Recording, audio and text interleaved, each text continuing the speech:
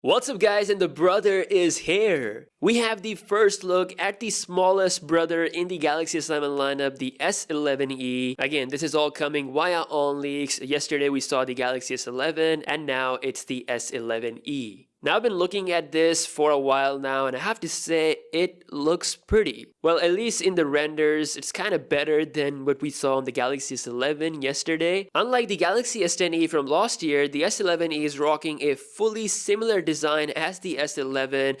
We've got the punch hole towards the middle, edge screen, no more flat screen, the new bumpy Cadbury camera is there as well, no headphone jack, no Bixby key, no fingerprint reader on the side, which means it's probably getting the 3D in-display fingerprint scanner as well, and apparently it's rocking a much larger 6.3-inch display compared to the 5.8-inch of the S10e. We've got a triple camera setup on the back, which tells us that it's definitely not going to be exactly the same camera as the Galaxy S11 or the S11 Plus, cause over there we have almost 5 cameras, so here is just 3. My guess is that we might not see the 5x zoom on this one, but 108 megapixel has to be on all the models and the new bigger sensor, which is why we have this big camera look in the first place. Now you guys, most of you guys are not happy with the looks and everything, but I almost guarantee that your thoughts about the Galaxy S11 design will change.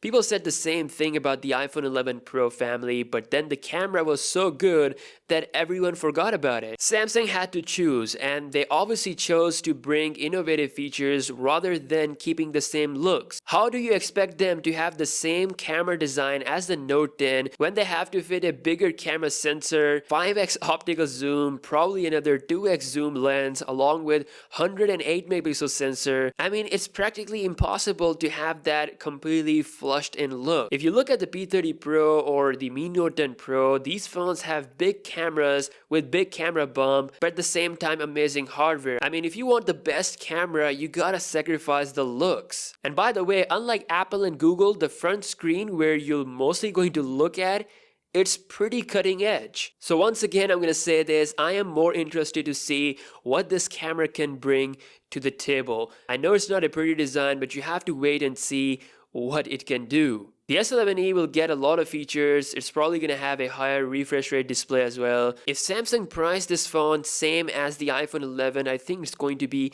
a massive sale. Battery cell is also rumored to be coming at 3800 mAh. I think this phone has the potential to be the best Galaxy S11 model. Anyways, let me know your thoughts in the comment section below. Do you agree with what I said about the S11 family? And as of now, the S11 Plus is the only model we have yet to see in the leaks. But yeah, comment down below what you think, and I'll see you guys in the next one. Peace out.